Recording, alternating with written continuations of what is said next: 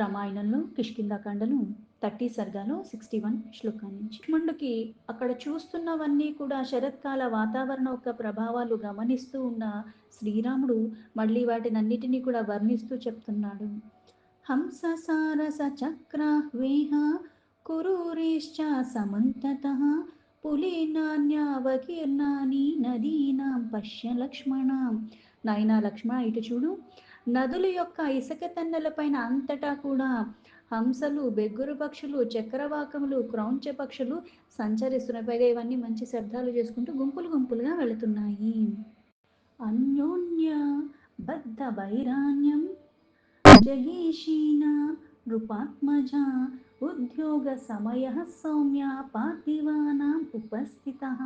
ఓ రాజకుమార, పరస్పరం అంటే ఒకళ్ళతో ఒకళ్ళకి అస్సలు పడనే పడదు అట్లాంటి వైరం ఉన్నవాళ్ళు రాజులు ఒకరిని మరి ఒకరు ఇంకా జయించాలని కోరికతో జైత్రయాత్రలకి మళ్ళీ బయలుదేరే సమయం కూడా ఆసన్నమైపోయింది. వర్షాల కారణంగా ఏదైతే అన్నీ ఆగిపోయాయో ఇప్పుడు మళ్ళీ అవన్నీ అనుకూలంగా ఉన్న కారణంగా వాతావరణం మళ్ళీ ఆ పనుల మీదే ఉన్నారు. ఇయం సా ప్రథమా యాత్ర పార్థివానాం నృపాత్మజ నచ పశ్యామి సుగ్రీవం ఉద్యోగం వా తథావిధం. రాజుల యొక్క జైత్రయాత్రలో ఇది మొదటిది.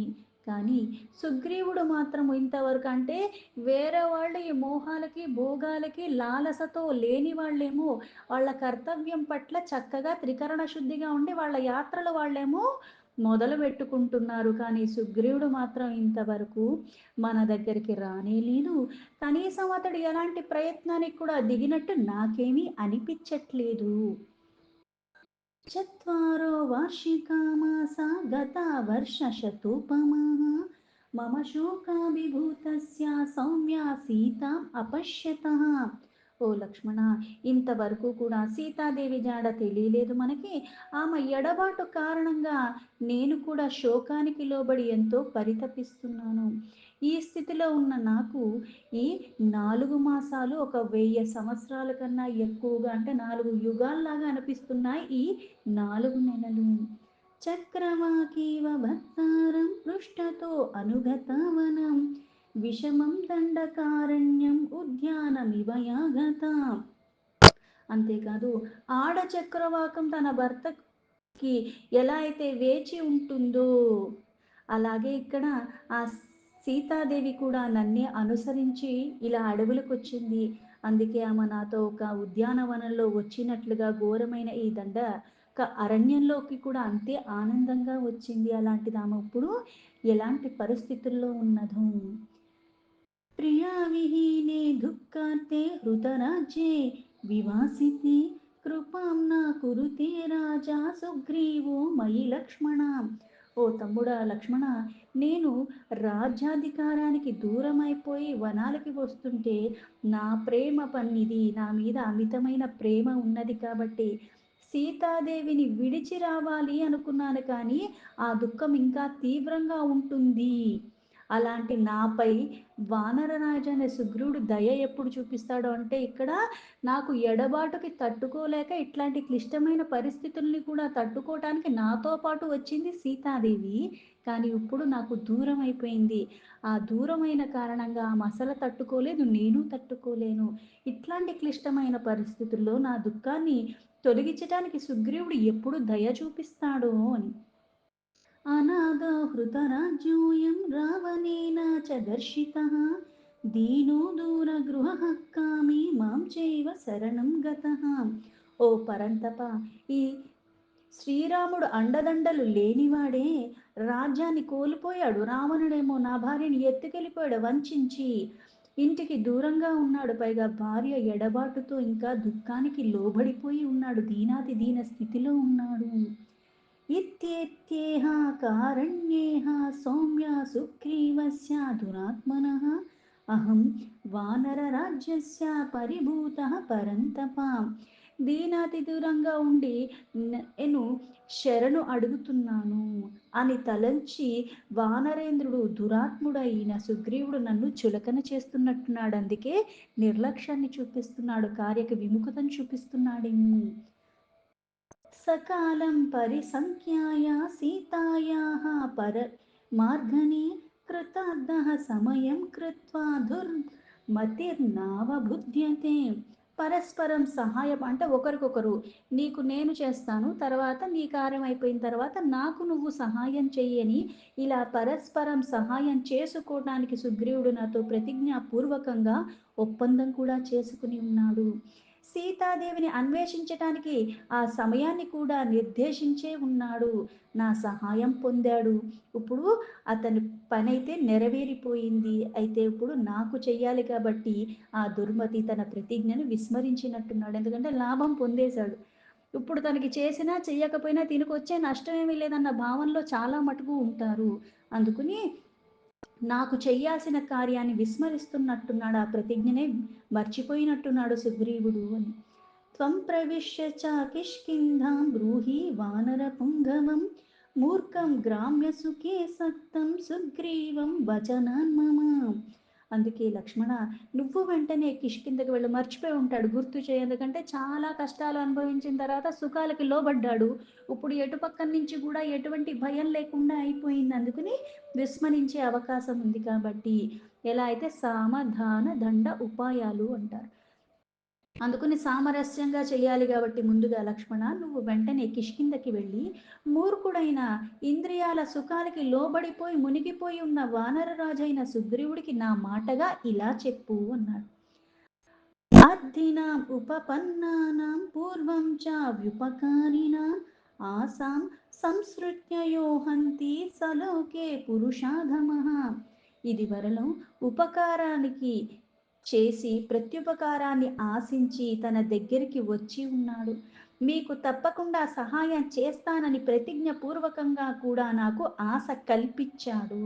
ఆ ఆశను వమ్ము చేసిన వాడు ఈ లోకంలో అధముడితో సమానము.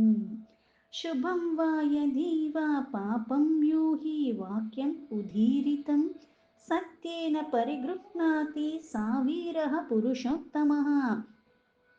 తాను ఇచ్చిన మాటను శుభం కానీ అశుభాన్ని కానీ కట్టుబడి ఉండుట ఆడే నిజమైన వీరుడు. అంటే ఇప్పుడు కష్టాలు అందరికీ వస్తాయి. నాకు పరిస్థితులు అనుకూలంగా ఉన్నట్టు మాటకి నిలబడతా అంటే కొన్ని నిజంగా మనం సహాయం చేద్దాం అనుకున్నాం, కానీ మన పరిస్థితి బాగాలే, చేసే స్థితిలో మనం లేవు.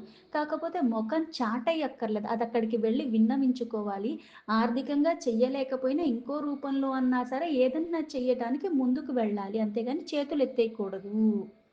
అందుకే అక్కడ శుభాలు కానీ అశుభాలు కానీ ఒకదానికి మనం మాట ఇచ్చిన కారణంగా పరిస్థితులు కొంచెం అటు ఇటు అయిపోయినా సరే వాటికి కట్టుబడి ఉన్నవాడే నిజమైన వీరుడు, పైగా ఉత్తమ పురుషుడు అని పిలువబడతాడు.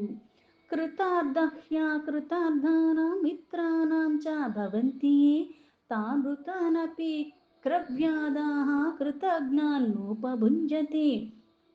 మిత్రుల సహాయాలతో తమ పనులను పూర్తి చేసుకుని తర్వాత వారికి సహాయపడనివాడు కృతజ్ఞుడు అని పిలువబడతాడు. అట్టివాడు చనిపోయిన తర్వాత కూడా వాడి యొక్క శరీరం ఏదైతే కళేబరం అంటారో అది పచ్చి మాంసములను తినేడి క్రూర మృగములు కూడా ముట్టనే ముట్టవు.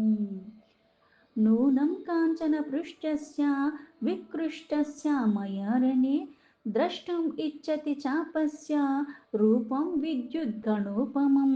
లక్ష్మణ, నా వింటి కొమ్ములతో బంగారంతో నిర్మించబడి ఉన్నది. అవి మెరుపు తీగల్లాగా మిరుమిట్లు కొలుపుతూ ఉంటాయి. అంటే ఏదైతే ధనస్సుతో వాలిని చంపగలిగాడో అదే ధనస్సుతో తిన్ని కూడా చంపగలడు.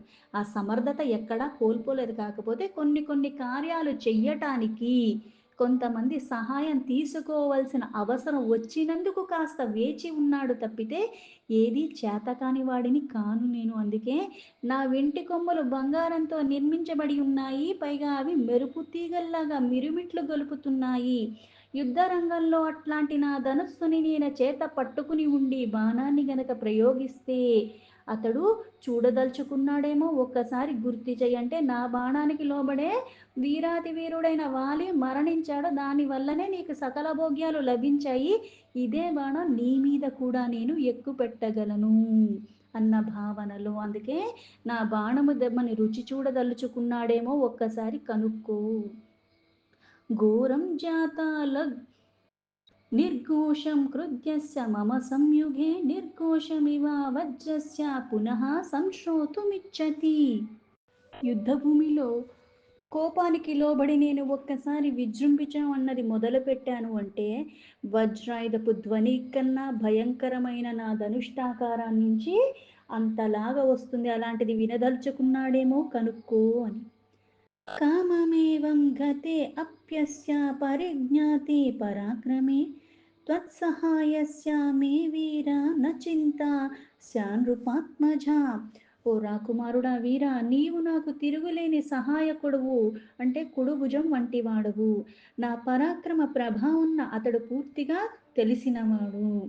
అందుకే ఎలా అయితే 7 తాళ వృక్షాన్ని ఒక్కసారిగా ఒక్క బాణంతో నేలగూల్చిన వాడిని నేను, అది ప్రత్యక్షంగా చూసి ఉన్నవాడు కాబట్టి నా పరాక్రమాన్ని ఎరిగిన వాడివి. మాట తప్పితే శ్రీరాముడు చేతిలో వాలీకి పట్టిన దుర్గతే నీకు తప్పదు అన్న భయాన్ని సుగ్రీవుడికి కల్పించు.